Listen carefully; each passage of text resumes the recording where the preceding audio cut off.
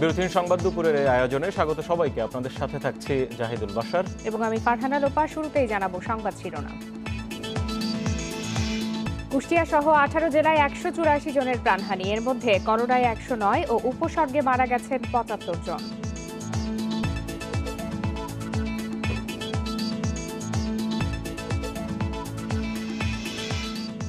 কঠোর লকডাউনে নানা অজুহাতে সড়কে বেড়েছে লোকজন, অলিগলিতে কেউই মানছে না সতর্কতা।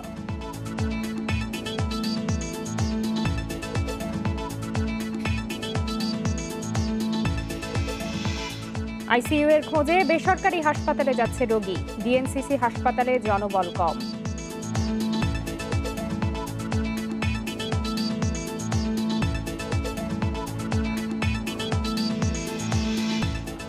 ঘরে ঘরে গিয়ে মশা নিধন সম্ভব নয় বললেন মেয়র তাপস।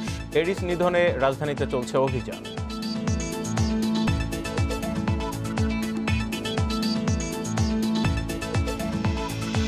টানা বর্ষণে কক্সবাজারে পাহাড় ধসে একই পরিবারের 5 জন সহ 7 জনের মৃত্যু, ঝুঁকিপূর্ণ বসবাসের কারণেই দুর্ঘটনা।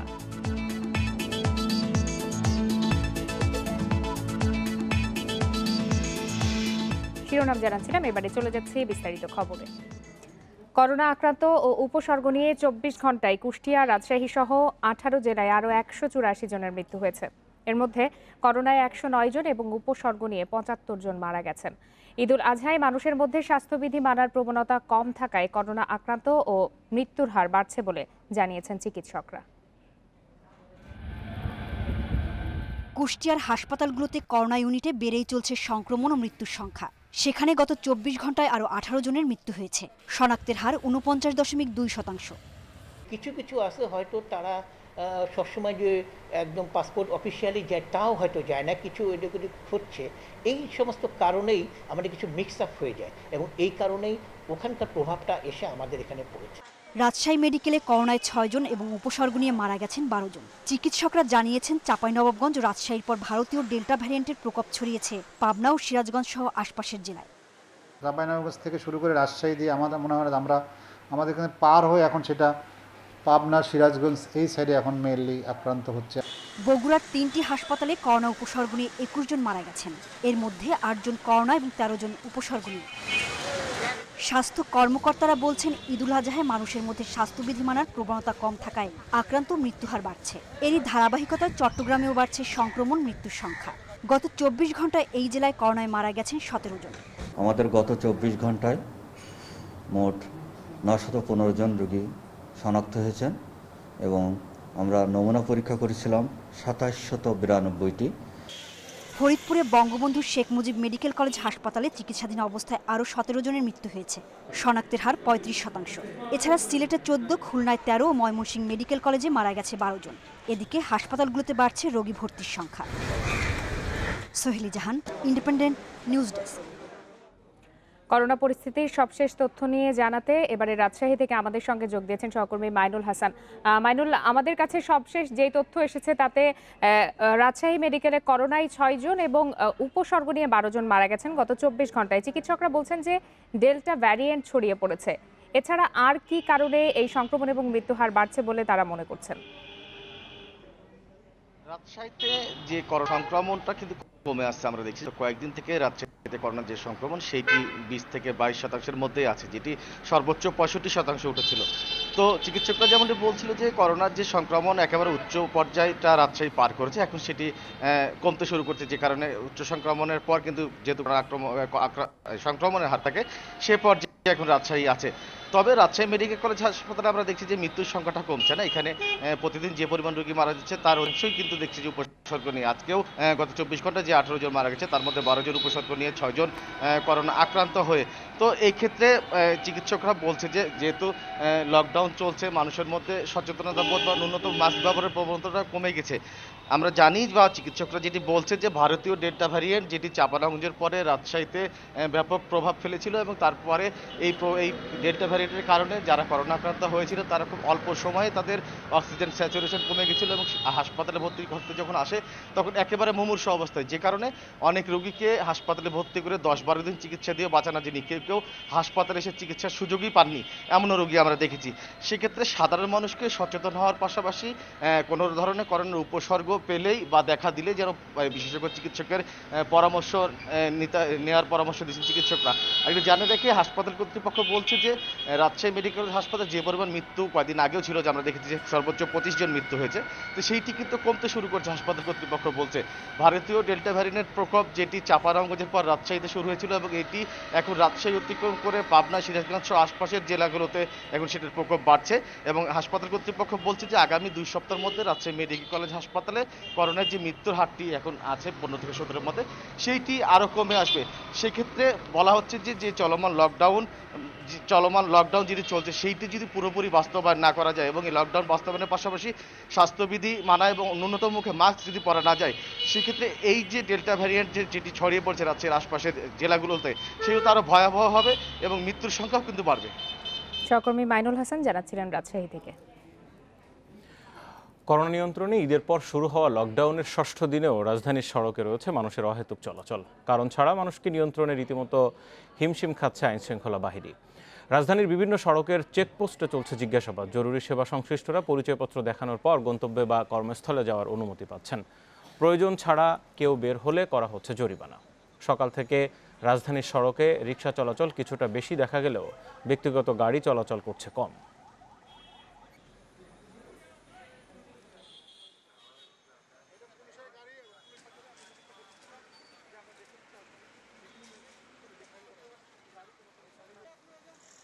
বোনের বাসা, আমার বোন প্রেগনেন্ট, ওনার বেবি হবে, আমি ওখানে থাকি, মাঝে মাঝে বাসায় যাই, আবার ওইখানেই থাকি। ইদানিং আপনার ভ্যাকসিন দিচ্ছে আপনার ঢাকা শহরে বিভিন্ন হাসপাতালে, ভ্যাকসিনের জন্য লোক আসতেছে, বাইরে থেকে আসতেছে, আবার এই যে এখান থেকেও গাজীপুর এলাকায় যাচ্ছে, ভ্যাকসিনের জন্য যাচ্ছে। বিভিন্ন প্রতিষ্ঠানের গাড়ি, যেমন আপনার ইয়ে খাদ্য দ্রব্য যারা প্রোডাকশন দিচ্ছে তাদেরকে আমরা মানে স্পেয়ার করতেছি এই জন্য যে খাদ্যদ্রব্য যারা করে তাদেরকে তো আটকানো যাচ্ছে না। লকডাউনের আরও খবর নিয়ে রাজধানীর রামপুরা থেকে আমাদের সাথে রয়েছেন সহকর্মী আলামিন হোসেন। আলামিন, গত 2-3 দিনে সরকারের বেশ কয়েকজন মন্ত্রী যেমন শঙ্কা জানিয়েছেন লকডাউন মানা নিয়ে, একই সাথে গতকালকে কিন্তু উচ্চ পর্যায়ের বৈঠকও হয়েছে করোনা নিয়ন্ত্রণে কি কি করা যায়। এত কিছুর পর আজকে কোনো পরিবর্তন দেখতে পাচ্ছেন? কোনো কঠোরতা চোখে পড়ছে? কোনো পরিবর্তনই একদম চোখে পড়েনি। আরও যেটি হয়েছে, গলিগুলোর দোকান সেগুলো বন্ধ ছিল। আমরা আজকে বেশ কয়েকটি জায়গায় দেখেছি যে দোকান অর্ধেক খোলা রেখে তার মধ্যে বসে বিক্রেতা অপেক্ষা করছেন এবং কোনো কোনো ক্রেতা গিয়ে সেখানে সেই দোকানের শাটারে নক করছেন। পরবর্তীতে নিষেধাজ্ঞার বাইরে যে থাকা দোকানগুলো সেখান থেকে পণ্য কেনাবেচা চলছে। তবে ব্যক্তিগত পরিবহনের কথা যদি বলি তাহলে সেইটি একদমই হাতে গোনা। অর্থাৎ আমরা বেশ কয়েকটি জায়গায় দেখেছি যে সেখানে ব্যক্তিগত গণপরিবহন বা ব্যক্তিগত পরিবহন যেটি সেটি কম। রাস্তায় যারা বের হচ্ছেন তাদের কিন্তু পুলিশের জিজ্ঞাসাবাদের মুখে পড়তে হচ্ছে। এর বাইরে বাসার আরেকটি বিষয় আমরা দেখেছি যে টিসিবির যে পণ্য বিক্রি হয়, বিশেষ করে ট্রাক ছিল যে পণ্য বিক্রি হয়, নিম্ন আয়ের মানুষ যে সমস্ত বা নিম্ন পেশাজীবীরা আসলে যেটি ক্রয় করে থাকেন বা মধ্যবিত্তরা কিনে থাকেন, সেখানে আমরা দেখেছি স্বাস্থ্যবিধির একদম বালাই নেই, দীর্ঘ লাইন, সামাজিক দূরত্ব ব্যাহত হচ্ছে। এমনও দেখেছি মতিঝিলে র্যাবের ভ্রাম্যমাণ আদালত পরিচালনা হচ্ছে, সেখানে যারা মাস্ক ছাড়া বেরিয়েছেন, অকারণ বেরিয়েছেন তাদেরকে জিজ্ঞাসাবাদ করা হচ্ছে এবং পাশে ট্রাক সেলে যে পণ্য বিক্রি হচ্ছে সেখানে স্বাস্থ্যবিধির একদমই বালাই নেই। তো সব দিক মিলিয়ে আসলে যেটি হয়েছে যে প্রথম 2-1 দিন লকডাউনের কঠোরতা ছিল, মন্ত্রিপরিষদের পক্ষ থেকে যে প্রজ্ঞাপনটি দেওয়া হয়েছে সেটি বাস্তবায়নের আইনশৃঙ্খলাকারী বাহিনীর পক্ষ থেকে অনেকটা কঠোরতা ছিল। কিন্তু ব্যক্তি পর্যায়ে যতক্ষণ না পর্যন্ত সচেতন মানুষ না হবে ততক্ষণ পর্যন্ত সত্যিকার অর্থেই এই সমস্ত লকডাউন দিয়ে কোনো কিছু হবে না। যদিও বিশেষজ্ঞরা আসলে এই কথার সাথে একমত পোষণ করেছেন, তারা বলছেন যতক্ষণ না পর্যন্ত গণটিকা কর্মসূচির আওতায় সবাইকে আনা না যাবে ততক্ষণ পর্যন্ত এই লকডাউন কার্যত অর্থনৈতিক ক্ষতি হবে, তাতে মানুষ খুব একটা মানবে না। কারণ মানুষকে কোনোভাবেই মানানো যাচ্ছে না, তারা যে কোনো অজুহাতে যে কোনোভাবেই ঘরের বাইরে বের হচ্ছেন। আরেকটি বিষয়, সমস্ত রাস্তা থেকে গণপরিবহন বন্ধ করে দেওয়া হলেও রিকশার দখলে চলে গেছে একদম অলি গলি থেকে মূল সড়ক সব জায়গায়। আমরা এমনও দেখেছি যে একটি গাড়িতে সেখানে গাদাগাদি করে যাচ্ছে। আপনি নিশ্চয়ই এখনকার যেটি দেখতে পাচ্ছেন সেটিতেও কিন্তু তারা গাদাগাদি করে যাচ্ছেন। আমি যদি একটু দেখাতে চাই, বাসার আপনাকে একটু দেখাতে চাই, একটু খুলে যদি দেখাতে চাই যে এখানেও দেখেন যে পাশাপাশি তারা বসে আসলে তারা কিন্তু যাচ্ছেন। অর্থাৎ তারা যেটি বলছেন যে ইউসিবি ব্যাংকের কাজে তারা যাচ্ছেন এবং এরকম অসংখ্য গাড়ি রাস্তায় বেরিয়েছে যারা আর্থিক প্রতিষ্ঠানের কথা বলছেন, স্বাস্থ্য খাতের কথা বলছেন, নানা রকম জরুরি পণ্য কিংবা ট্যানারি পণ্যের কথা বলছেন। যদিও পুলিশের পক্ষ থেকে পুলিশ যথেষ্ট তৎপর রয়েছে, কিন্তু পুলিশকে আসলে হিমশিম খেতে হচ্ছে যে লকডাউন কার্যকর করতে। বাসার রাজধানীর রামপুরা থেকে লকডাউনের পরিস্থিতির খবর জানাচ্ছিলেন সহকর্মী। করোনা সংক্রমণ ঠেকাতে সারা দেশে চলছে ৬ষ্ঠ দিনের কঠোর লকডাউন। তারপরও আইনশৃঙ্খলা বাহিনীর কড়াকড়ি উপেক্ষা করেই বিভিন্ন এলাকায় বেড়েছে মানুষ ও যানবাহনের চলাচল। ভিড় বেশি দেখা যাচ্ছে কাঁচা বাজার ও নিত্যপণ্যের দোকানগুলোতে। মাস্ক পরা সহ স্বাস্থ্যবিধি মানার ব্যাপারে বেশিরভাগই উদাসীন। লকডাউন কার্যকরে বুধবার সকাল থেকে চট্টগ্রামের লালখান বাজার, টাইগার পাস সহ বিভিন্ন পয়েন্টে অবস্থান নেয় আইনশৃঙ্খলা বাহিনীর সদস্যরা। স্বাস্থ্যবিধি অমান্যকারীদের জরিমানা করে ভ্রাম্যমাণ আদালত। জিজ্ঞাসাবাদ করছি রাস্তাঘাটে যারা বের হচ্ছে এবং ইতিমধ্যেই এই আজকে ৬ষ্ঠতম দিন, গত 5 দিনে আমরা কিন্তু প্রায় 1200-এর উপরে প্রসিকিউশন সাবমিট করেছি গাড়ির বিরুদ্ধে এবং সহস্রাধিক গাড়ি আটক হয়েছে। রাজশাহী নগরীর সড়কে বেড়েছে ব্যক্তিগত যানবাহন ও গণপরিবহন চলাচল। পুলিশ, সেনাবাহিনী ও বিজিবির তৎপরতা থাকলেও সাধারণ মানুষ তা মানছে না। বরিশালে লকডাউন বাস্তবায়নে বিজিবির সহায়তায় ভ্রাম্যমাণ আদালত পরিচালনা করছে জেলা প্রশাসন। এরপরও বিভিন্ন সড়কে বেড়েছে মানুষের উপস্থিতি। লকডাউনটা যাতে সবাই মানে, যাতে ঘর থেকে বের না হয় এবং একান্ত প্রয়োজন ছাড়া যাতে ঘর থেকে বের না হয়, সেটা বাস্তবায়ন করার উদ্দেশ্যে আমরা আমাদের নিয়মিত মোবাইল কোর্ট পরিচালনার অংশ হিসেবে আমি মোবাইল কোর্ট করছি। সিলেটে প্রশাসনের চোখ ফাঁকি দিয়ে অনেক সড়কে দোকানের শাটার অর্ধেক খোলা রেখেই চলছে বেচাকেনা। রংপুর শহরের বিভিন্ন এলাকায় বেড়েছে অটোরিকশা সহ বিভিন্ন যানবাহন চলাচল। শহরে বাড়ানো হয়েছে আইনশৃঙ্খলা বাহিনীর তৎপরতা। মানুষকে সচেতন করা এবং আমাদের পুলিশি টহল এবং আমাদের পুলিশি যে উপস্থিতি সেটিকে। বাহিনীর তৎপরতা কেমন দেখছেন চট্টগ্রামে এবং সাধারণ মানুষ আসলে কতটা মানছেন?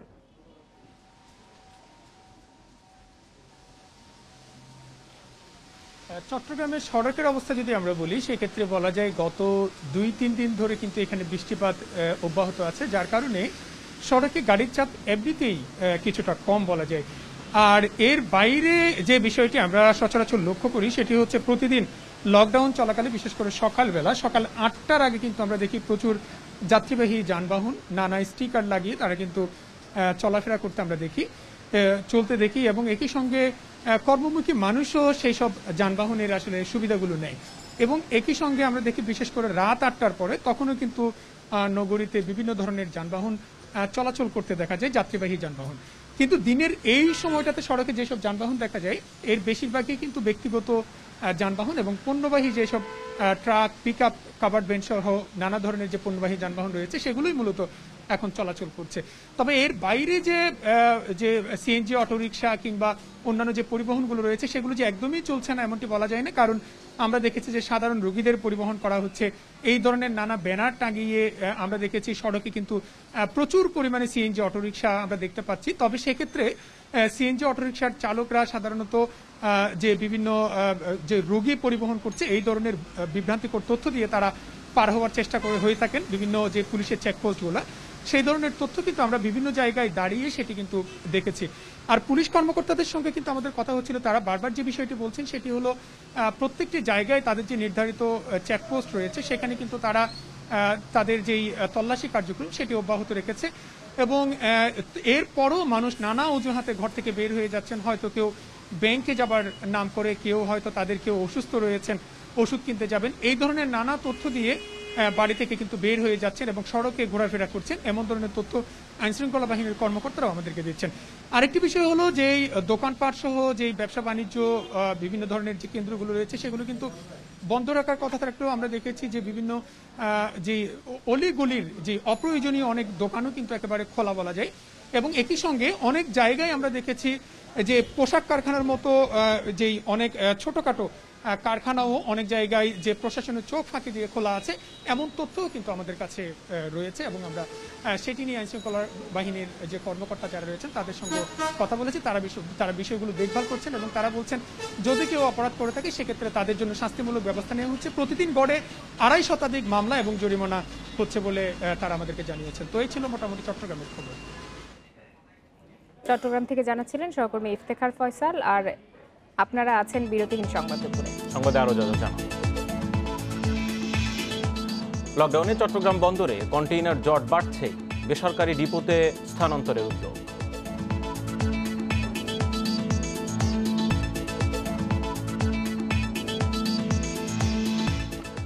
রাজধানীর করোনা ডেডিকেটেড সরকারি হাসপাতালগুলোতে বেড়েই চলেছে আইসিইউ সংকট। করোনার জন্য নির্ধারিত রাজধানীর 16টি সরকারি হাসপাতালে মাত্র কয়েকটি আইসিইউ শয্যা ফাঁকা। তাই বাধ্য হয়ে বেসরকারি হাসপাতালে ছুটছেন রোগী ও স্বজনরা।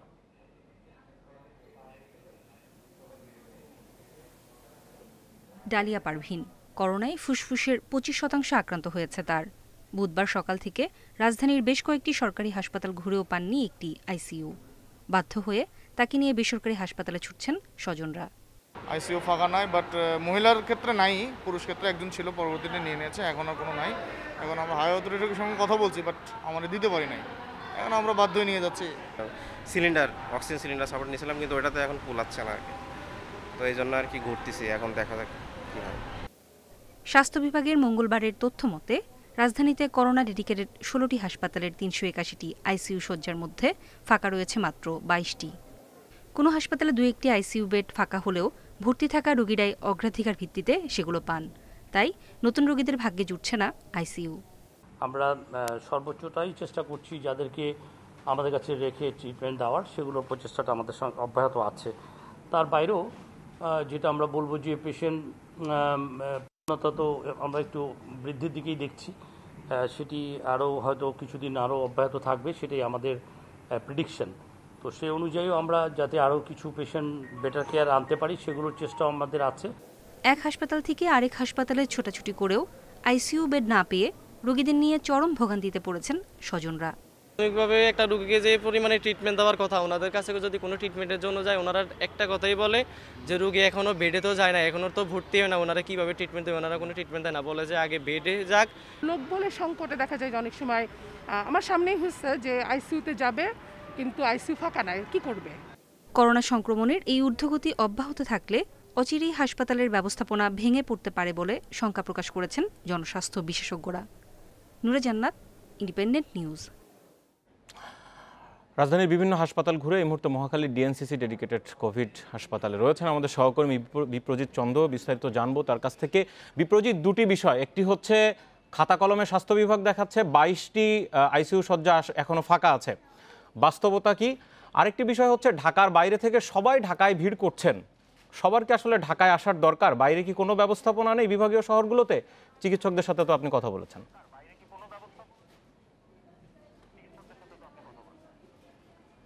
দেখুন, বিভাগীয় শহরের ব্যবস্থাপনার কথা যদি বলতে হয়, আপনি নিজেও জানেন যে বিভাগীয় শহরে হাসপাতাল এবং আইসিইউ এর কি পরিমাণ সংকট রয়েছে। সেখানে অধিকাংশ বিভাগীয় শহরেই কিন্তু খুব বেশি আইসিইউ নেই, বাধ্য হয়েই কিন্তু তাই রোগীরা ঢাকামুখী হতে বাধ্য হন। আর আমি যদি আপনাকে মহাখালীর ডিএনসিসি হাসপাতালের চিত্র এই মুহূর্তে দেখাবার চেষ্টা করি, আপনি দেখুন সারি সারি অ্যাম্বুলেন্স কিন্তু এখানে দাঁড়িয়ে আছে, 5 থেকে 6টি অ্যাম্বুলেন্স, এবং এই অ্যাম্বুলেন্সগুলোতে গেল 1-1.5 ঘন্টা ধরে অনেক রোগী এসেছেন এবং তাদের 2-1জনকে ভেতরে নিয়ে যাওয়া হয়েছে।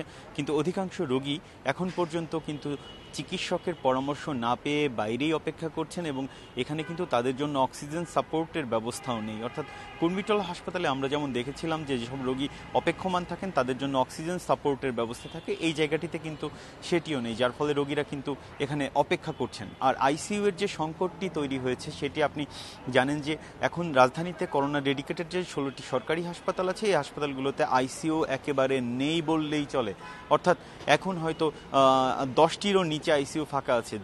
এ কারণে কিন্তু অনেক রোগী যারা ঢাকা এবং ঢাকার বাইরে থেকে আসছেন তারা কিন্তু খুবই হয়রানির শিকার হচ্ছেন। একটির পর একটি হাসপাতাল ঘুরেও কিন্তু আইসিইউর দেখা তারা পাচ্ছেন না, এবং শেষ পর্যন্ত অনেক হাসপাতাল ঘুরে সাধারণ শয্যা পেলেও সেখানে শুধুমাত্র অক্সিজেন সাপোর্টে তারা শুধু অপেক্ষা করছেন যে যদি আইসিইউ থেকে কেউ বের হয়, অর্থাৎ কেউ যদি সুস্থ হয়ে বের হন বা কেউ যদি মৃত্যুবরণ করেন, শুধু সেক্ষেত্রে আইসিইউ ফাঁকা হবে আর তিনি হয়তো সুযোগটি পাবেন। তবে সেক্ষেত্রেও সুযোগ পাওয়ার সম্ভাবনাটি খুব কম, কারণ ইতিমধ্যেই যারা হাসপাতালে ভর্তি আছেন আইসিইউতে সিট পাওয়ার ক্ষেত্রে তারা কিন্তু অগ্রাধিকার পান, যেহেতু তারা আগে থেকেই বুকিং করে রাখেন। তো এই সব কিছু মিলিয়ে যে আইসিইউ একটা তীব্র সংকট তৈরি হয়েছে, এই তীব্র সংকটটি মেটাতে শুধুমাত্র ফিল্ড হাসপাতাল করার যে উদ্যোগটি নেওয়া হয়েছে সেটি যথেষ্ট নয় বলে মনে করছেন জনস্বাস্থ্য বিশেষজ্ঞরা। তারা বলছেন ফিল্ড হাসপাতাল যদি করতে হয় সেটি একটি সময় সাপেক্ষ ব্যাপার, অর্থাৎ 1 থেকে 3 মাস সেটির জন্য সময় লাগতে পারে।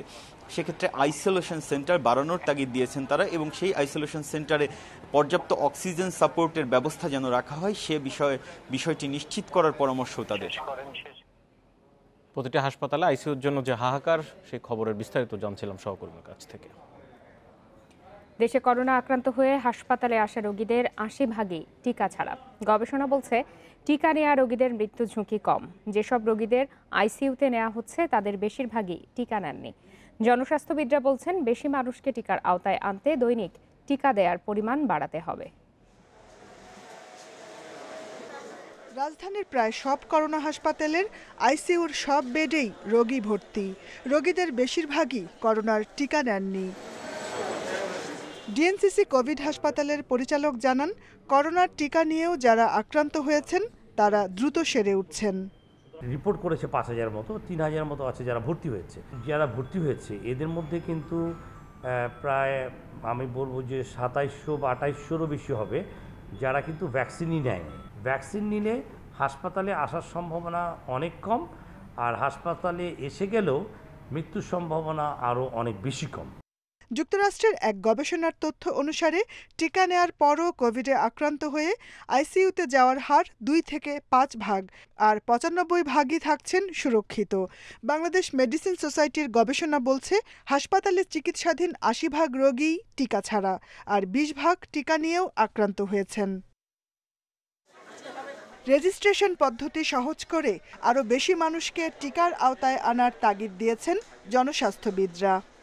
অর্থনৈতিকভাবে দুর্বল, ভাসমান জনগোষ্ঠী এবং যাদের অ্যান্ড্রয়েড ডিভাইস নেই এবং যারা প্রযুক্তি ব্যবহারে দুর্বল, তাদেরকে কিন্তু টিকাদান কর্মসূচির ভেতরে আনা যাচ্ছে না। ফলে এটি বাতিল করতে হবে। প্রত্যেকটি ওয়ার্ডে, এলাকায়, মহল্লায় টিকাদান কেন্দ্র স্থাপন করে নাম রেজিস্ট্রেশন করেই শুধু টিকার ব্যবস্থা করতে হবে।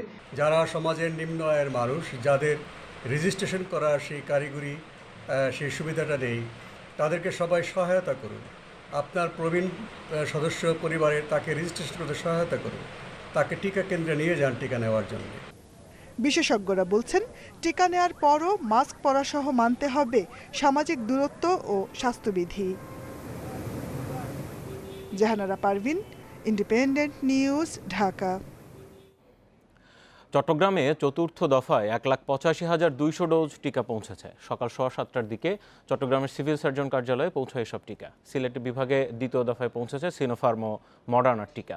চট্টগ্রাম সিভিল সার্জন কার্যালয় সংলগ্ন ইপিআই স্টোরে রাখা হয় এসব টিকা। 1,06,800 ডোজ টিকা মডার্নার এবং 78,400 ডোজ সিনোফার্মের। এসব টিকা চট্টগ্রাম সিটি কর্পোরেশন এবং বিভিন্ন উপজেলায় পাঠানো হবে বলে জানিয়েছেন সিভিল সার্জন। চতুর্থ দফায় আসা এসব টিকা যথাযথ নিয়ম মেনে চট্টগ্রামে আনা হয়েছে বলেও জানিয়েছে বেক্সিমকো কর্তৃপক্ষ। সিলেট বিভাগেও দ্বিতীয় দফায় পৌঁছেছে সিনোফার্মের এবং মডার্নার টিকা। এ দফায় সিটি কর্পোরেশন এলাকার জন্য এসেছে 20,400 ডোজ মডার্নার টিকা। এছাড়া পর্যায়ক্রমে সব জেলায় টিকা পৌঁছে দেওয়া হবে বলে জানিয়েছে বেক্সিমকো ফার্মা কর্তৃপক্ষ। বেক্সিমকো ফার্মাসিউটিক্যালের পক্ষ থেকে 1,85,200 ডোজ টিকা আমরা সিভিল সার্জন মহোদয় স্যারকে সরবরাহ করতে পেরেছি। টোটাল কোল্ড চেইন মেনটেন করেই আমরা এটা সরবরাহ করেছি। ভ্যাকসিনগুলা বিভিন্ন ইপিআই সেন্টারগুলোতে সিভিল সার্জন অফিসে পৌঁছাই দিচ্ছি। এটা কিন্তু ভ্যাকসিনকো সোশ্যাল রেসপন্সিবিলিটি থেকে এই কাজটুকু করতেছে। এটা গভর্নমেন্ট আমাদেরকে রিকোয়েস্ট করতেছে, আমরা কিন্তু ফ্রি অফ কস্ট এই সাপোর্টটা দিচ্ছি। এটা সারা বাংলাদেশের সব জায়গাতেই আমরা কিন্তু প্রতিটা ডিস্ট্রিক্টেই পৌঁছাই দিয়েছি। ভারত থেকে আমদানি করা অক্সিজেনের দ্বিতীয় চালান এসে পৌঁছেছে সিরাজগঞ্জে। সকাল থেকে ট্রেনের ওয়াগন থেকে তা খালাস শুরু করেছে আমদানিকারক প্রতিষ্ঠান লিন্ডে। এ বিষয়ে আরও বিস্তারিত জানাতে এবারে সিরাজগঞ্জ থেকে যোগ দিয়েছেন সহকর্মী দিলীপ কুমার গৌড়। দিলীপ, যেই দ্বিতীয় চালানটি এসে পৌঁছেছে সিরাজগঞ্জে, তার সবগুলোই কি ট্রেন থেকে খালাস করা হয়েছে কিনা, আর সিরাজগঞ্জে মানুষের মধ্যে টিকা নেয়ার আগ্রহ কেমন? আমি এখন দাঁড়িয়ে আছি বঙ্গবন্ধু সেতু পশ্চিম রেল স্টেশনে। এখানে ভারতের যে ঝাড়খণ্ডের জামশেদপুর থেকে 200 টন অক্সিজেন ভর্তি অক্সিজেন এক্সপ্রেস বাংলাদেশে এসে পৌঁছেছে। এখন কিন্তু আসলে খালাস যেটা বলছিলেন, খালাস কিন্তু শুনেছি। আমি যদি একটু দেখাই আপনাদের যে এখানে ওয়াগন থেকে এখানে 10টি বগিতে 10টি ওয়াগনে 200 টন অক্সিজেন এসেছে এবং লিন্ডে বাংলাদেশের যারা এখানে আছে কর্মীরা তারা কিন্তু সেটা এখান থেকে আনলোড করছে এবং তারা আমাকে জানিয়েছে যে একটি ওয়াগনে 10 টন করে অক্সিজেন আছে। সেই অক্সিজেনগুলো কিন্তু ট্রেনের ট্যাংলরি থেকে ট্রাকের ট্যাংলরিতে তুলতে প্রায় 2.5 ঘন্টা কোনো সময় লাগছে। আমি যদি দেখাই যে এখানে প্রায় 5টি কিন্তু ওয়াগন থেকে 5টি ট্যাংলরিতে এই অক্সিজেনগুলো ভর্তি করা হচ্ছে। এখনো কিন্তু সেই কাজ চলছে এবং এই কাজ করতে কিন্তু আরো দীর্ঘ কিছুক্ষণ সময় লাগবে বলে আমাকে লিন্ডে বাংলাদেশের যিনি ব্যবস্থাপক আছে আসাদুজ্জামান তিনি জানিয়েছেন। এবং এটা কিন্তু আসলে দ্বিতীয় চালান, যেটি ট্রেন যোগে এসেছে। এর আগে কিন্তু 2 দিন আগে প্রথম চালান এসেছিল এবং সেটি আনুষ্ঠানিকভাবে সিরাজগঞ্জ জেলা প্রশাসক এই কাজটি উদ্বোধন করেছে। আজকে কিন্তু আমরা লিন্ডে বাংলাদেশের যিনি ব্যবস্থাপক আছেন আসাদুজ্জামান তার সাথে কথা বলেছি। তিনি জানিয়েছেন যে ভারত থেকে যে ব্যবসায়িক ভিত্তিতে বাণিজ্যিকভাবে যে অক্সিজেন, সেই অক্সিজেনগুলো আনা হয়েছে।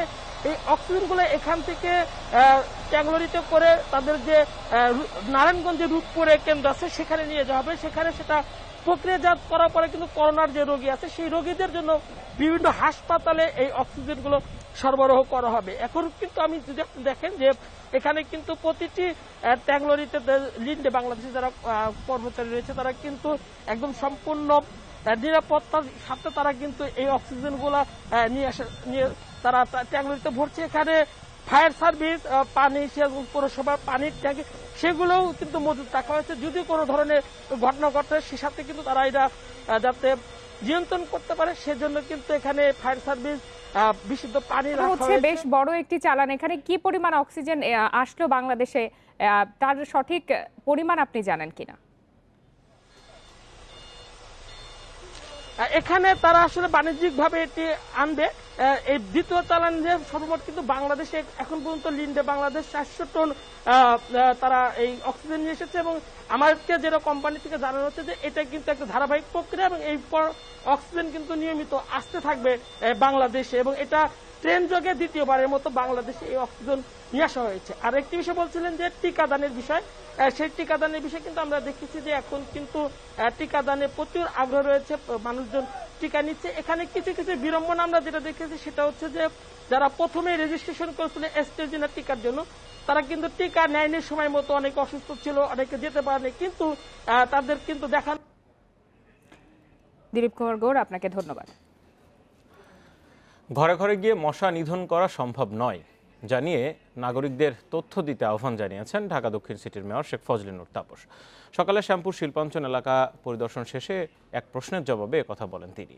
2019 সালের তুলনায় এবছর ডেঙ্গু পরিস্থিতি ভালো দাবি করে মেয়র বলেন 11 জুলাই থেকে চিরুনি অভিযান চলছে, দ্রুতই ফল পাওয়া যাবে। শুধু জুলাই মাসে 1,500-এর বেশি মানুষ ডেঙ্গিতে আক্রান্ত হলেও পরিস্থিতি উদ্বেগজনক নয় উল্লেখ করে তাপস বলেন আগস্ট মাস চ্যালেঞ্জিং হবে, তার জন্য প্রস্তুত সিটি কর্পোরেশন।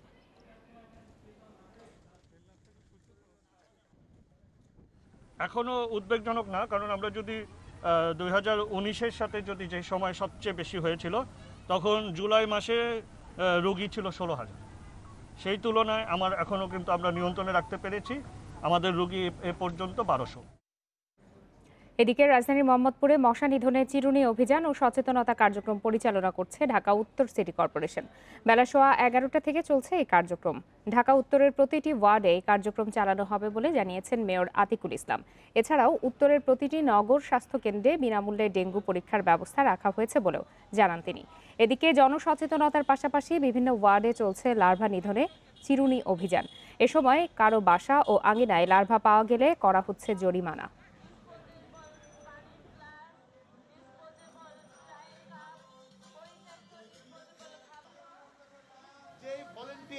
যত বেশি ছবি তুলে দিতে পারবে যেখানে লার্ভা আছে তাদেরকেও আমরা পুরস্কৃত করব এবং যেই বাড়িতে পাবো তাদেরকে তিরস্কার করব। আমরা বিভিন্ন এলাকাতে গিয়ে নগরবাসীকে বুঝাতে চাচ্ছি যে আপনার বাড়িতেই কিন্তু ডেঙ্গুর চাষ হচ্ছে, আপনি কিন্তু জানেন না। এই জন্যই আমরা আজকের এই রোড শোটা করার জন্য এখানে এসেছি। আমরা রাজধানীর মোহাম্মদপুর থেকে ডেঙ্গু নিধনের যে অভিযান চলছে সেই অভিযানে বিস্তারিত নিয়ে যুক্ত হচ্ছেন সহকর্মী আদিলুর রহমান। আদিল, উত্তরের মেয়র যেই ট্রাকে এখন তিনি বিভিন্ন জায়গায় যাচ্ছেন, বিভিন্ন জায়গায় সচেতনতা সৃষ্টি করছেন, অভিযান চালাচ্ছেন, সকাল থেকে আপনি রয়েছেন, তার সাথে একটু জানতে চাইবো যে এই অভিযান কোন কোন এলাকা এখন পর্যন্ত কভার করলো, আর বাড়িতে বাড়িতে গিয়ে কিভাবে এই মশা নিধন করা সম্ভব হবে? দক্ষিণের মেয়র বলেছেন সেটি সম্ভব নয়, উত্তরের পরিকল্পনা কি আসলে? দেখুন, উত্তর সিটি কর্পোরেশন আসলে আজকে যে বেলা 11টার পর থেকে যে কার্যক্রমটি আসলে শুরু করেছেন সেই কার্যক্রমটি কিন্তু আসলে এখনো চলছে। আমরা দেখছি যে এই মুহূর্তে এরই মধ্যে ঢাকা উত্তর সিটি কর্পোরেশন তারা মোহাম্মদপুরের বিভিন্ন এলাকা কিন্তু আসলে এরই মধ্যে ঘুরেছেন, এখনো তারা ঘুরছেন। বিশেষ করে তারা বিভিন্ন বাসাবাড়ির সামনে দিয়ে যে রাস্তাগুলো আছে সেই রাস্তাগুলো দিয়ে এই ট্রাকটি নিয়ে যাওয়া হচ্ছে এবং সেই বাসাবাড়ি যেসব বাসিন্দারা আছেন তাদেরকে দেখানো হচ্ছে যে বাসাবাড়িতে সাধারণত কোন কোন পাত্রগুলোতে এই যে এডিসের যে লার্ভা সেই এডিসের লার্ভা জমে, যেমন টায়ার রয়েছে, পরিত্যক্ত কমোড রয়েছে, বিভিন্ন বোতল রয়েছে, ফুলের টব রয়েছে, বিভিন্ন পাত্র রয়েছে, সেগুলোতে এডিসের যে লার্ভা জমে সেগুলো আসলে দেখানো হচ্ছে এবং সেগুলো যদি অপরিত্যক্ত কোনো পাত্র যদি কারোর বাসায় থাকে সেগুলো যাতে দ্রুত তিনি নামিয়ে ফেলেন বা সরিয়ে ফেলেন, সেখানে যাতে বৃষ্টির পানি না জমে সেই সচেতনতা কিন্তু আসলে করা হচ্ছে। এবং এরই মধ্যে আমরা দেখেছি যে এই রাস্তা দিয়ে যাওয়ার সময় বেশ কয়েকটি ভবনে আর যে বারান্দা এবং ছাদের উপরে বিভিন্ন পাত্রে পানি জমেছিল সেগুলো কিন্তু এই যে সচেতনতামূলক কার্যক্রম যেটি এখন চালানো হচ্ছে সেই সময় কিন্তু সেগুলো আসলে ধ্বংস করা হয়েছে। ঢাকা উত্তরের মেয়র বলছেন যে এডিস আসলে পরিষ্কার স্বচ্ছ পানিতে জন্মায়, সেক্ষেত্রে আসলে শুধুমাত্র সিটি কর্পোরেশন ওষুধ দিয়েই কিছু করতে পারবে না, এখানে নগরবাসীর সম্পৃক্ততা প্রয়োজন। এবং ঢাকা উত্তরের মেয়র বলছেন যে যারা প্রতিটি বাড়িতেই আসলে যেতে চান, আজ এই কারণে ঢাকা উত্তর সিটি কর্পোরেশনের যে 54টি ওয়ার্ড রয়েছে সেই 54টি ওয়ার্ডে এই সচেতনতা কার্যক্রমটি আসলে চলবে। আদিলুর, ছোট্ট করে একটু জানতে চাইবো, লকডাউনের মধ্যে যখন সবকিছু বন্ধ এরকম একটা অভিযান কতটা কার্যকর হচ্ছে আসলে? যারা এডিসের লার্ভার জন্য দায়ী তাদেরকে জরিমানা করা হচ্ছে। আজকেও কিন্তু এরই মধ্যে কয়েক লাখ টাকা জরিমানা করেছে ঢাকা উত্তর সিটি কর্পোরেশনের 10 জন নির্বাহী ম্যাজিস্ট্রেট, তারা 10টি অঞ্চলে কাজ করছে। আজকে অঞ্চল 5-এ তাদের কার্যক্রম চলছে এবং এই কার্যক্রমটি আগামীকাল চলবে 3 নম্বর অঞ্চল অর্থাৎ গুলশান, বনানী, মগবাজার, মহাখালী, তেজগাঁ এইসব এলাকায় আগামীকাল চলবে। অর্থাৎ আগামী 10 দিনের যে কর্মসূচি ঢাকা উত্তর সিটি কর্পোরেশন নিয়েছে সেই যে কর্মসূচি সেই কর্মসূচির মাধ্যমে ডেঙ্গুর যে এখন যে ভয়াবহতাটা বেড়েছে এটি অনেকাংশ। ডেঙ্গু নিধনে চলছে অভিযান, এডিস মশা নিধনে। আর এদিকে রাজধানীতে প্রতিদিন ডেঙ্গু আক্রান্ত হচ্ছেন 100-র বেশি মানুষ। এ সংখ্যা 41টি হাসপাতালের, কিন্তু কয়েকশো হাসপাতালের ডেঙ্গু রোগীর তথ্যই আসে না স্বাস্থ্য অধিদপ্তরে, যে কারণে মিলছে না প্রকৃত ডেঙ্গু রোগীর সংখ্যা। জনস্বাস্থ্য বিশেষজ্ঞরা বলছেন ভয়াবহতার সঠিক চিত্র না পাওয়া গেলে মশা নিয়ন্ত্রণে ভাটা পড়তে পারে। করোনার সাথে রাজধানীর চারদিকে এখন ডেঙ্গু আক্রান্তের খবর। স্বাস্থ্য অধিদপ্তরের তথ্য বলছে দিনে আক্রান্ত হচ্ছে শতাধিক, কিন্তু ইন্ডিপেন্ডেন্টের অনুসন্ধানে উঠে এসেছে আরও কয়েক গুণ। রাজধানীর যাত্রাবাড়ির সুপ্রিম হাসপাতাল, স্বাস্থ্য অধিদপ্তরের তালিকায় হাসপাতালটির নাম নেই, অথচ গেল 2 সপ্তাহে এখানে চিকিৎসা নিয়েছেন অন্তত 40 ডেঙ্গু রোগী, এখনো ভর্তি বেশ কয়েকজন। গত 2 সপ্তাহের ভিতরে আমাদের রোগীর সংখ্যা প্রায় আনুমানিক 40-50 জন ছিল এবং বিশেষ করে দিনের রাতে যে কোনো সবসময় আমাদের এখানে ডেঙ্গু রোগী আসে। পাশের আরেক হাসপাতাল আলবারাকা, এটিও স্বাস্থ্য অধিদপ্তরের তালিকায় নেই, অথচ প্রতিদিনই ভর্তি হচ্ছে ডেঙ্গু রোগী। স্বাস্থ্য অধিদপ্তর ডেঙ্গু রোগীর তথ্য দেয় ঢাকার মাত্র 29টি বেসরকারি হাসপাতালের, কিন্তু রাজধানীতে রয়েছে ছোট বড় কয়েকশো ক্লিনিক ও হাসপাতাল যেখানে চিকিৎসা নিচ্ছে অনেক ডেঙ্গু রোগী, যার তথ্য অধিদপ্তরের কাছে নেই। আমার 2 দিন পর্যন্ত খুব জ্বর ছিল, 104, 103। তারপর হয়েছে গিয়া মামা আমাকে এখান থেকে নিয়ে আসছে, এখানে আসার পরে টেস্ট করানোর পরে ডেঙ্গু ধরা পড়ছে আর কি। আমার ফ্যামিলির একই ফ্যামিলিতে 3 জন আক্রান্ত হইলাম এই পুবালিতে, তারপর আইসিইউতে অলরেডি আছে 2 জন। ঢাকার সিভিল সার্জন বলছেন ডেঙ্গু জ্বরের তথ্য দেওয়ার জন্য রাজধানীর সব হাসপাতালকে বলা হয়েছে, কিন্তু বেশিরভাগই পাঠাচ্ছে না। 41টা মানে এই 41টাতে রোগী আছে, অন্য জায়গায় রোগী নেই। আমাদের প্রত্যেক হাসপাতাল থেকে তথ্য আসে, নির্দেশ দেওয়া আছে প্রতি হাসপাতাল থেকে তথ্য আসছে, হ্যাঁ, যে ডেঙ্গু রোগী আছে কিনা। হ্যাঁ, আর যখন ডায়াগনোসিস হয় ওই তথ্যটা আমরা পেয়ে যাই। জনস্বাস্থ্য বিশেষজ্ঞদের মতে ডেঙ্গু রোগীর প্রকৃত তথ্য দিতে না পারার দায় স্বাস্থ্য বিভাগের। এ কারণে সঠিক ব্যবস্থা নেওয়ায় ঘাটতি তৈরি হতে পারে। দুর্ভাগ্যজনকভাবে ডেঙ্গু রোগের বর্তমান যে বিস্তৃতি এবং সংক্রমণের ধরন সম্পর্কে আমাদের তেমন কোনো তথ্য নেই। প্রকৃত তথ্য না পাওয়ার কারণে ডেঙ্গুর সঠিক চিত্র জানা যাবে না, তার চিকিৎসার জন্য যা যা প্রয়োজন, প্রতিরোধের জন্য যা যা প্রয়োজন তারও আয়োজন করা সম্ভব হবে না। স্বাস্থ্য অধিদপ্তরের তথ্য অনুযায়ী ঢাকায় এবছর ডেঙ্গু আক্রান্ত হয়েছে 1945 জন।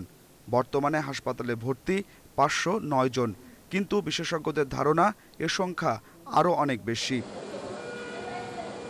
Adilur Rahman, independent News, Dhaka. টানা 2 দিনের ভারী বর্ষণের ফলে কক্সবাজারের টেকনাফে পাহাড় ধসে একই পরিবারের 5 জনের মৃত্যু হয়েছে। গতরাতে টেকনাফের নীলা ইউনিয়নের ভিলেইজার পাড়ায় এই ঘটনা ঘটে। মহেশখালীতে পাহাড় ধসে এক বৃদ্ধ মারা গেছেন। এছাড়া উখিয়ার কুতুপালং ক্যাম্পে পাহাড়ি ঢলে ভেসে যাওয়া এক রোহিঙ্গা যুবকের মরদেহ উদ্ধার করা হয়েছে।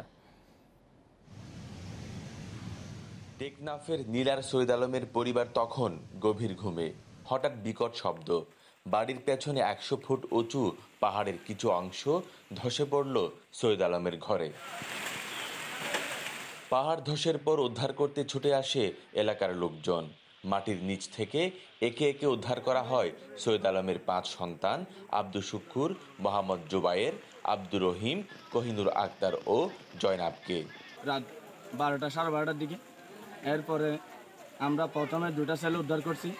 উদ্ধার করার পরে আবার 2টা মেয়ে, একটা ছেলে উদ্ধার করছি। গাছের সাবা, মাটির সাবা এবং ঘরের যে গাছগাছালা ছিল ওটার সাবা তিন সাবার তলে হয়ে মারা গেছে। টেকনাফ উপজেলা নির্বাহী কর্মকর্তা জানান, পাহাড়ে ঝুঁকিপূর্ণভাবে বসবাসের কারণে এমন দুর্ঘটনা ঘটেছে। এরই মধ্যে পাহাড় ধসের ঝুঁকিতে থাকা লোকজনদের সরিয়ে নেওয়া হয়েছে বলে জানান তিনি।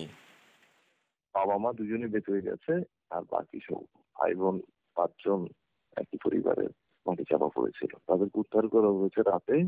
উদ্ধার বলতে মাটি থেকে চাপা পড়া থেকে তোলা হয়েছে। নিহতের পরিবারকে উপজেলা প্রশাসনের পক্ষ থেকে 1,25,000 টাকা দেওয়া হয়েছে। তৌফিকুল ইসলাম, ইন্ডিপেন্ডেন্ট নিউজ, টেকনাফ, কক্সবাজার। পাহাড় ধসের বিষয়ে আরও খবর জানবো। সহকর্মী তৌফিকুল ইসলাম এই মুহূর্তে কক্সবাজার থেকে বিস্তারিত নিয়ে যুক্ত হয়েছেন। তৌফিকুল ইসলাম, বৃষ্টির সময়ে প্রতি বছর প্রশাসনের নানা ধরনের সতর্কতার পরেও কিন্তু মৃত্যু থামানো গেল না। 6 জনের মৃত্যুর খবর আমরা পাচ্ছি এরই মধ্যে। সামনে আরও বর্ষা রয়েছে, কোথায় কোথায় অভিযান চালাবে প্রশাসন এবং তাদের তৎপরতা আসলে কি রয়েছে সামনে?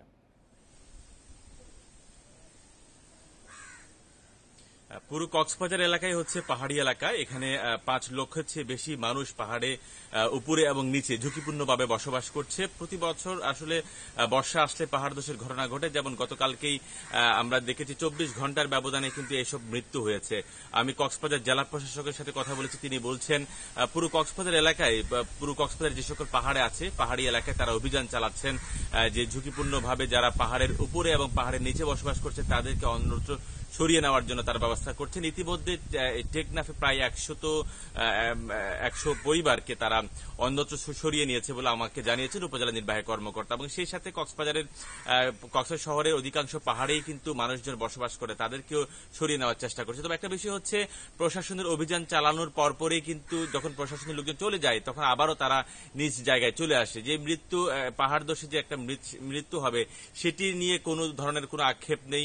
আমরা বরাবরই দেখেছি গেল 2 বছর কিংবা 3 বছর যদি পরিসংখ্যান দিই তাহলে কক্সবাজারের পাহাড় ধসে অন্তত 3 থেকে 350 মতো মানুষ এখানে পাহাড় ধসে মারা গেছে। গতকাল রাতেই মেরিন ড্রাইভ সড়কে সেখানে পাহাড় ধসের ঘটনা ঘটেছে, যদিও বা কোনো প্রাণহানি হয়নি এবং সেখানে যান চলাচল বন্ধ করেছে সেনাবাহিনী, তাৎক্ষণিক গিয়ে সেটি কাজ করেছে। এবং আজকে যে কক্সবাজারের যে প্রবল বর্ষণ এবং ভারী বৃষ্টিপাতের কারণে শুধু পাহাড় ধস নয়, এখানে প্রায় 400 গ্রাম প্লাবিত হয়েছে কক্সবাজারে। কুতুবদিয়া দ্বীপ রানীরূপ উপজেলা কুতুবদিয়া, মহেশখালী, চকরিয়া, পেকুয়া, কক্সবাজারের সদর, রামু এবং সহ বিভিন্ন এলাকায়। এবং আরেকটা বিষয় হচ্ছে কক্সবাজার সদর উপজেলায় পাহাড় থেকে নেমে আসা পানির স্রোতে কক্সবাজারের ঈদগাহ, ঈদগড় এবং বাইশারি সড়ক একেবারে ভেঙে গেছে। সেখানে যান চলাচল তো আসলে দূরের কথা, মানুষজন যে চলাচল করবে সেটির কোনো উপায় নেই।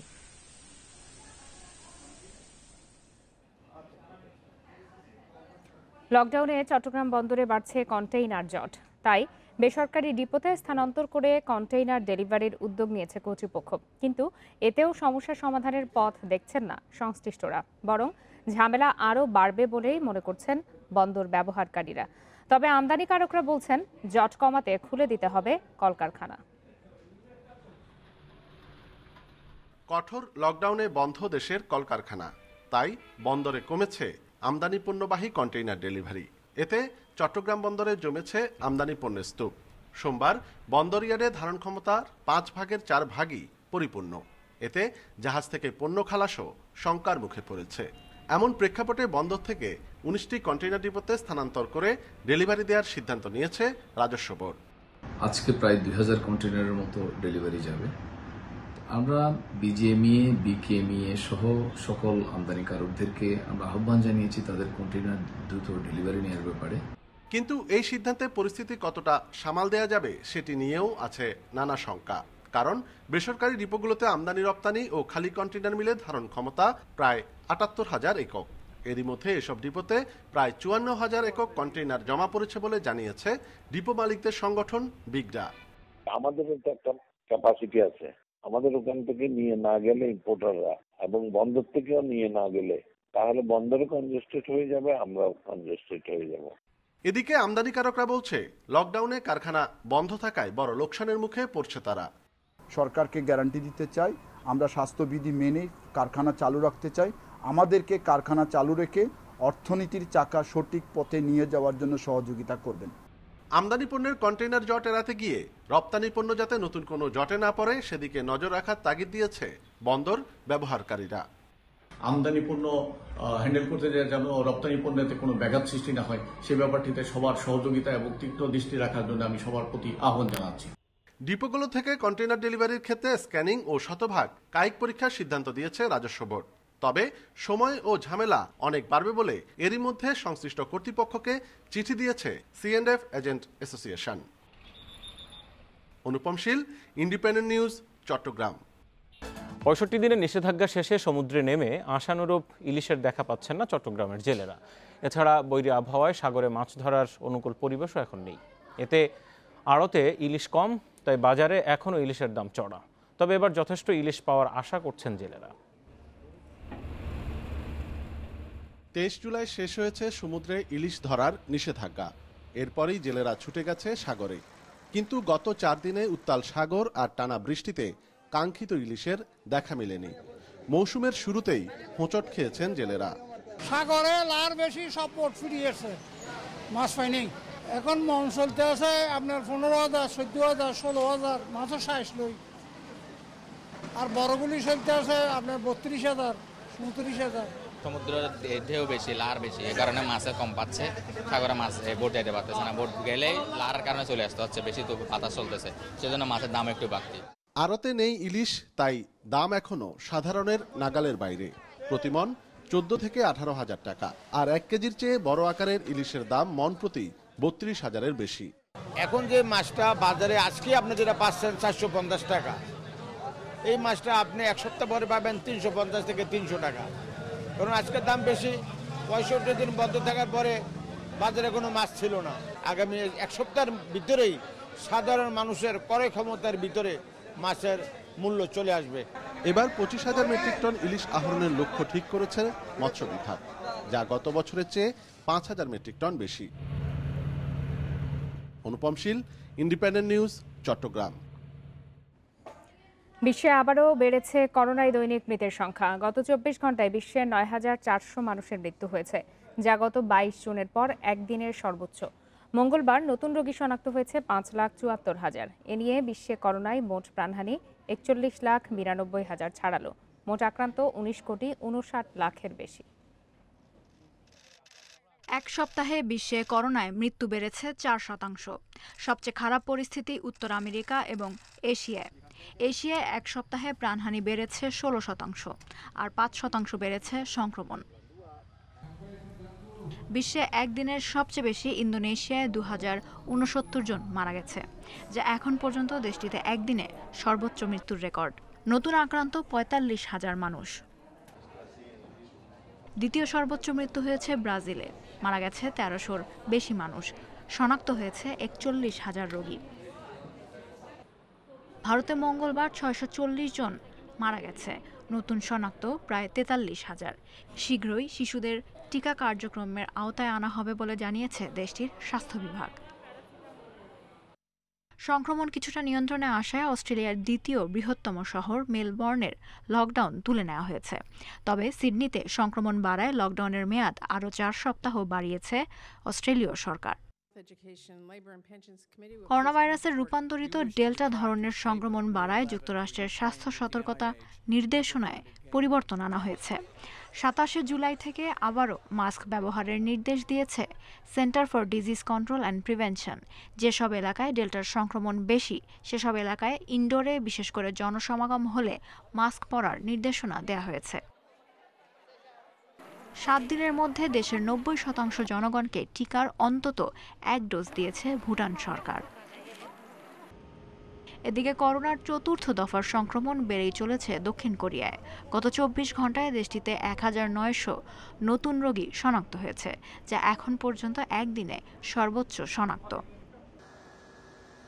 মালয়েশিয়ার সংক্রমণ না কমলেও 1 আগস্ট থেকে তুলে নেওয়া হবে সব ধরনের বিধিনিষেধ। ডেল্টা ভ্যারিয়েন্টের ঝুঁকি থাকা সত্ত্বেও এমন সিদ্ধান্তে দেশটির সরকারের কাছে জবাবদিহি চেয়েছে বিরোধী দলগুলো। Lutfa Fouzia, independent news. Corona নিয়ন্ত্রণে বিধিনিষেধ লঙ্ঘন করলে 3 বছরের জন্য বিদেশ ভ্রমণের নিষেধাজ্ঞার মুখে পড়তে হবে সৌদি আরবের নাগরিকদের। মঙ্গলবার দেশটির স্বরাষ্ট্র মন্ত্রণালয় এই হুঁশিয়ারি দিয়েছে। সৌদি স্বরাষ্ট্র মন্ত্রণালয় জানায়, নাগরিকরা বিধিনিষেধ অমান্য করে নিষিদ্ধ দেশগুলোতে ভ্রমণে যাচ্ছেন। ভ্রমণ নিষেধাজ্ঞার তালিকাভুক্ত দেশগুলোতে যাওয়ার ক্ষেত্রে এই বিধান কার্যকর করা হবে। ভ্রমণে সবাইকে সতর্ক হওয়ার আহ্বান জানিয়েছে কর্তৃপক্ষ। এদিকে কুয়েতের নাগরিকদের মধ্যে শুধুমাত্র 2 ডোজ টিকা গ্রহণকারীদের 1 আগস্ট থেকে বিদেশ ভ্রমণের অনুমতি দেবে দেশটির সরকার।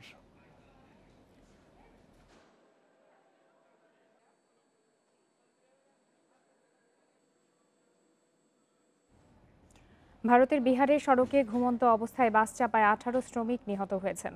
মঙ্গলবার রাতে বিহারের বারাবাঙ্কি শহরে একটি ট্রাক বাসকে পেছন থেকে ধাক্কা দিলে এই দুর্ঘটনা ঘটে। কর্তৃপক্ষ জানায়, নিহতরা বাসের সামনে ফুটপাতে ঘুমাচ্ছিলেন। নিহতরা সবাই হরিয়ানা ও পাঞ্জাবের শ্রমিক বলে জানায় তারা। বাড়ি ফেরার পথে মহাসড়কে তাদের বাস নষ্ট হয়ে গেলে তারা বাসের পাশে ফুটপাতে ঘুমিয়ে পড়েন। এ সময় দ্রুত গতিতে আসা একটি ট্রাক বাসটিকে সজোরে ধাক্কা দিলে বাসটি সামনে থাকা ঘুমন্ত শ্রমিকদের ওপর উঠে যায়।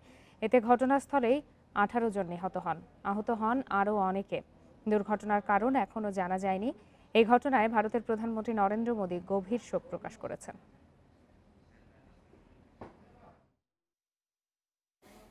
টোকিও অলিম্পিকে পদক তালিকায় আধিপত্য স্বাগতিক জাপান ও চীনের। সমান 11টি করে স্বর্ণ দেশ দুটির, 10টি স্বর্ণ জয় যুক্তরাষ্ট্রের। এরই মধ্যে দিনের শুরুতে জাপানকে স্বর্ণ এনে দেন ইউ ওহাসি। নারীদের 200 মিটার ব্যক্তিগত মিডলেতে সেরা হয়ে আসরের দ্বিতীয় স্বর্ণ জয় তার। এদিকে রেকর্ড গড়ে স্বর্ণ জিতেছেন অস্ট্রেলিয়ার আরিয়ান টিচমাস।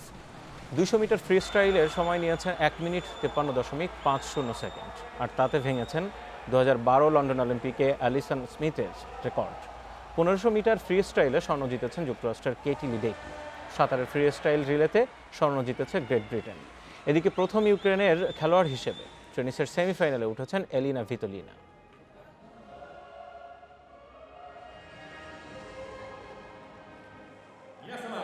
রিয়াল মাদ্রিদের সঙ্গে 1 দশকের পথ চলা শেষ হচ্ছে রাফায়েল ভারানের। 50 মিলিয়ন ইউরো ট্রান্সফার ফিতে ম্যানচেস্টার ইউনাইটেডে যোগ দিচ্ছেন ফরাসি তারকা। রেড ডেভিলসের সঙ্গে ফরাসি তারকার চুক্তি 4 বছরের, সুযোগ থাকবে আরও 1 বছর বাড়িয়ে নেয়ার।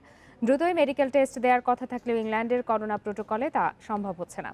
আগামী সপ্তাহে সম্পন্ন হতে পারে মেডিকেল টেস্ট। 2011 সালে রিয়ালে যোগ দেন ভারানে। সব মিলিয়ে রিয়ালের জার্সিতে খেলেছেন 360 ম্যাচ। 1 দশকে জিতেছেন 4টি চ্যাম্পিয়ন্স লিগ, 3টি লা লিগা সহ সম্ভাব্য সব শিরোপা।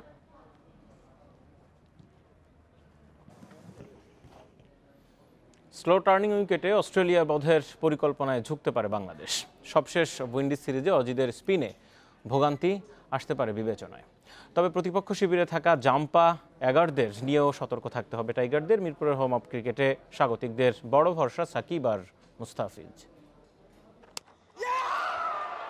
ওয়েস্ট ইন্ডিজ থেকে ওয়ানডে সিরিজ জিতে বাংলাদেশে আসছে অস্ট্রেলিয়া। এখানে লড়াই টি-20-র। এই ফরম্যাটে ক্যারিবীয়দের কাছে 4-1 ব্যবধানে হারের ক্ষত এখনো টাটকা। সেখানে হেইডেন ওয়ালশের স্পিন ভুগিয়েছে অতিথিদের। ওয়ালশের মতো লেগ স্পিনার নেই বাংলাদেশের, তবে হোম কন্ডিশনে টাইগারদের স্পিন অ্যাটাক দারুণ। সাকিব তার নিউক্লিয়াস, নাসুম কিংবা মাহিদিও হতে পারেন এক্স ফ্যাক্টর। মিরপুরে টিপিক্যাল স্লো টার্নিং উইকেটে অস্ট্রেলিয়াকে আটকাতে চাইবে বাংলাদেশ। সাকিব মুস্তাফিজ স্বাগতিকদের প্রধান অস্ত্র। অজিদের সাথে টি-20-র সবশেষ পরীক্ষায় এই দুজনই ছিলেন স্পটলাইটে। হোম অফ ক্রিকেটে বেশ ভালো রেকর্ড। 19 টি-20-তে সাকিবের 25 উইকেট, ইকোনমি 7-এর নিচে। আর 15 ম্যাচে ফিজের শিকার 20 উইকেট। ওভার প্রতি খরচ 7-এর কিছু বেশি। আমাদের উইকেট যেরকম নর্মাল ঢাকা স্টেডিয়াম মিরপুরে যে ধরনের থাকে সেভাবেই থাকবে, বাট আমরা মনে করেন যে ওইভাবে কোনো কিছু সিদ্ধান্ত নিয়ে নিই।